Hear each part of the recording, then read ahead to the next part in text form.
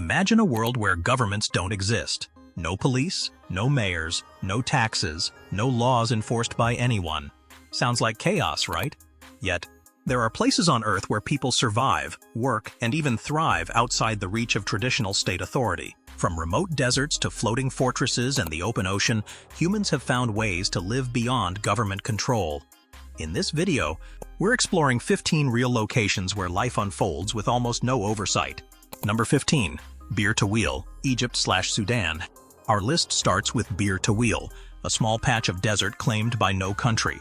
Located between Egypt and Sudan, it's uninhabited with no towns, no police, and no infrastructure. The land is caught in a colonial-era border mismatch. Egypt recognizes an 1899 boundary, leaving Bir Tawil to Sudan. Sudan recognizes a 1902 boundary, which leaves it technically on the Egyptian side. Nomadic pastoralists pass through, but no state exerts control. Number 14. Slab City, California, USA. Next, Slab City, a desert settlement in Southern California often called the last free place. Built on the concrete foundations of an old Marine Corps base, residents live off-grid without a mayor, city services, or property taxes. People rely on solar power, generators, hauled water, and informal sanitation. While theft, fires, and occasional violence occur, the community resolves disputes internally. Number 13. Kowloon Walled City, Hong Kong. Kowloon Walled City was once the world's most densely populated place.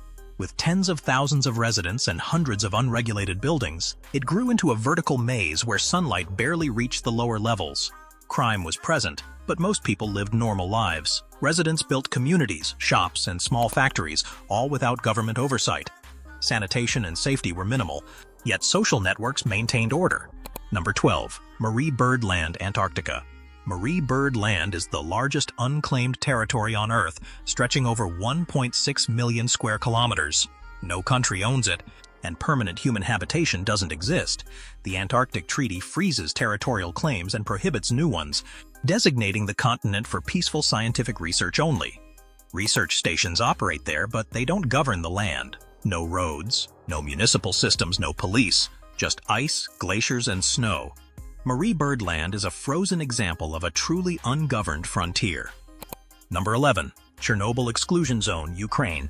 After the 1986 disaster, the Chernobyl Exclusion Zone became largely uninhabited, yet some elderly residents, known as self-settlers, returned to their villages. They live without schools, shops, or local government services, relying on wells, gardens, and foraging. Ukrainian authorities tolerate them but provide no regular assistance. The self-settlers illustrate how life can persist outside government structures, driven by attachment to land rather than ideology.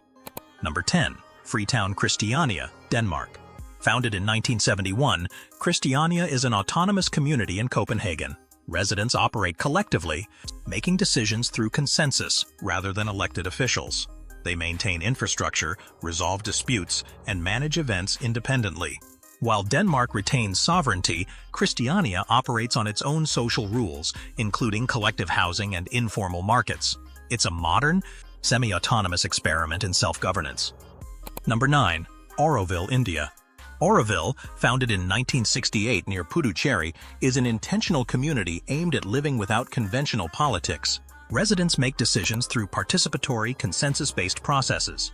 Land is collectively managed, and contributions replace taxes. India oversees legal compliance, but day-to-day operations are self-directed, making Auroville a long-standing example of non-governmental communal living. Number 8. Pitcairn Island, South Pacific.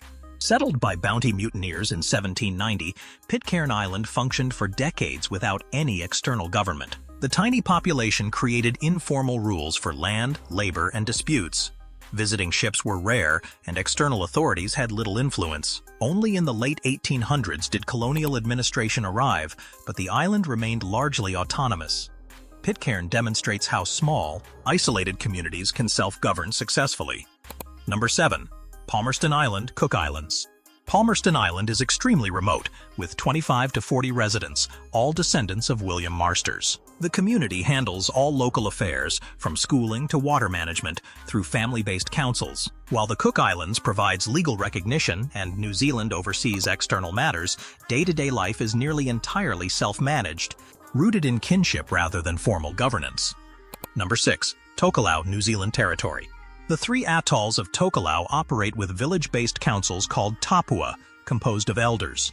Each village handles land, fisheries, social disputes, and public works. New Zealand oversees external matters, but internal governance is entirely local, relying on community enforcement and tradition. Tokelau is a modern analog to societies functioning without centralized government. Number 5. Ujupis, Lithuania. A neighborhood in Vilnius declared itself an independent republic on April 1, 1997. Residents maintain a symbolic government, flag, currency, and constitution. While legally part of Lithuania, Ujupis handles daily matters informally, resolving disputes internally. This playful self-rule highlights how cultural identity and collective organization can operate independently of formal structures. Number 4. Mount Athos, Greece. Monks oversee everything internally, from land management and agriculture to dispute resolution and heritage preservation. There are no mayors, no municipal police, and no civilian courts. Internal matters follow centuries-old monastic rules. Visitors and outside authorities rarely intervene. Daily life is organized around religion, self-sufficiency, and communal work. Number 3. Principality of Sealand, North Sea. Next is Sealand, a tiny platform in the North Sea built in 1942 as a World War II fort. In 1967, Roy Bates declared it an independent principality. He created a constitution, issued passports, minted coins, and established a royal family to govern it. The UK never formally recognized Sealand as a sovereign state, but the platform has functioned autonomously for over 50 years. With only a few residents, day-to-day life involves maintaining the structure, hosting visitors, and managing small-scale commercial ventures. Number 2. Pitcairn Island, South Pacific, Revisited. Although we mentioned Pitcairn earlier, it deserves a second focus for its self-sufficient social system. Isolated by thousands of kilometers, the community relies on informal rules, family governance, and cooperation to handle fishing, education, and land distribution. Formal government involvement is minimal, limited to occasional visits for census, health inspections, or legal matters. Pitcairn illustrates how geographical isolation can create de facto self-governance, functioning successfully for generations. Number 1. International waters, the high seas. And finally, the largest government-free zone on Earth, the high seas. Covering roughly 45% of the planet's surface. These waters lie beyond any country's 12 nautical mile territorial limit and outside exclusive economic zones. Here, no government has sovereignty. Ships, scientists, and fishing fleets operate under international agreements, but no centralized authority enforces laws.